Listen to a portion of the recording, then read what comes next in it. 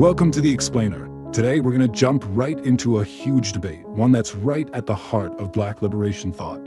It's this one central question that really pits two massive revolutionary ideas against each other.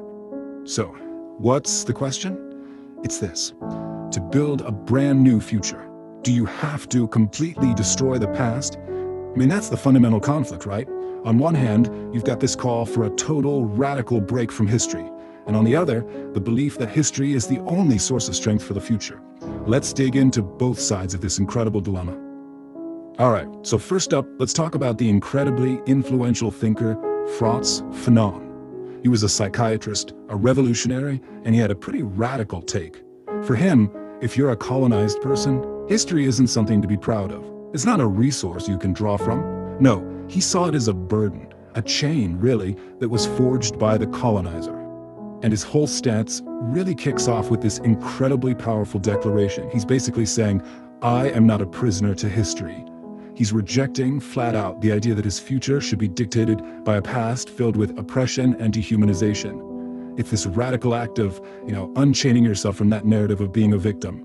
And for Fanon, this wasn't just about getting away from a painful past. He was also worried about something else. He thought that if you start glorifying a lost pre-colonial culture, well, that could be its own kind of trap, a distraction even, something that actually gets in the way of creating a genuinely new and liberated future.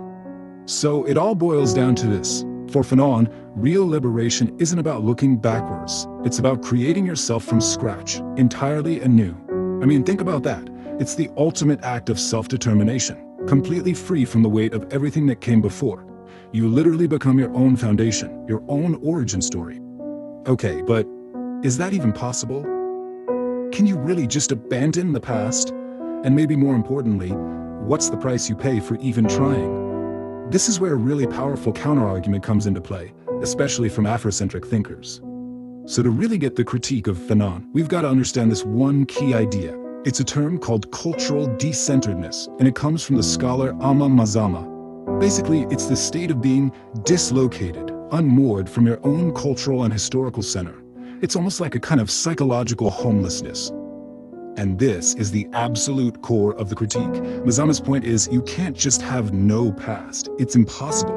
If you throw out your own history, you're not just floating in a vacuum. What happens is, you unintentionally end up adopting the framework, the culture, the past of your oppressor. In this case, Europe. So that critique, it leads us to a completely different vision for liberation. And this one was championed by the South African anti-apartheid activist Steve Biko, and the whole Black consciousness movement that he was so central to. And this slide just lays it out so clearly, the two opposing paths. You've got Fanon, who wanted a total break, just wipe the slate clean.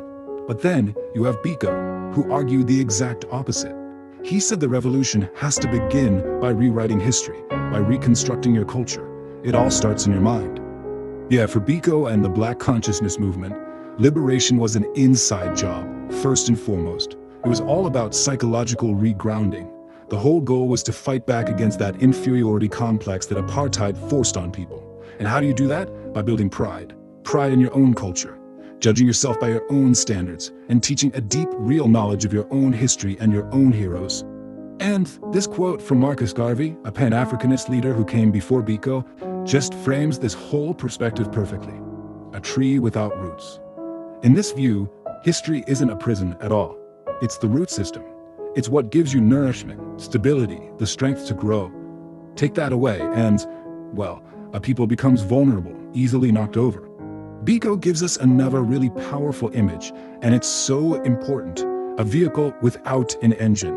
He's saying a positive history isn't just some nice story you tell your kids. No way. It's the engine. It is the source of power that actually drives a community forward. It gives you the momentum, the energy you need to get over obstacles and build your own future.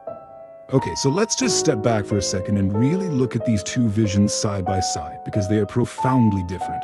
On one side, you've got the call for a clean break, a complete rupture, and on the other, a call for a deep dive right back into the very history that was taken away. And this table just breaks it down perfectly. I mean, the disagreement is fundamental. You look at the role of the past. For Fanon, it's a prison to escape. For Biko, it's a foundation to build on. The path forward, Fanon says revolutionary rupture. Biko says cultural reclamation. And the primary goal? Fanon wants to create a whole new humanity. Biko wants to restore a positive, proud identity. And look, this stuff really matters. This is not just some dusty academic debate. Understanding this core tension helps you see the philosophical roots of so many conversations happening right now about identity, decolonization, and social justice. I mean, think about it. Do we break from existing institutions, or do we work to reclaim and redefine them from the inside? The echoes of Fanon and Biko, they're absolutely everywhere. So we're going to leave you with that central question, because it's still completely unresolved. In the struggle for liberation, for any group, is history a prison that you have to escape, or is it the foundation you have to build on? Is it a weight holding you back, or is it the very ground beneath your feet? The answer to that question is still shaping our world today.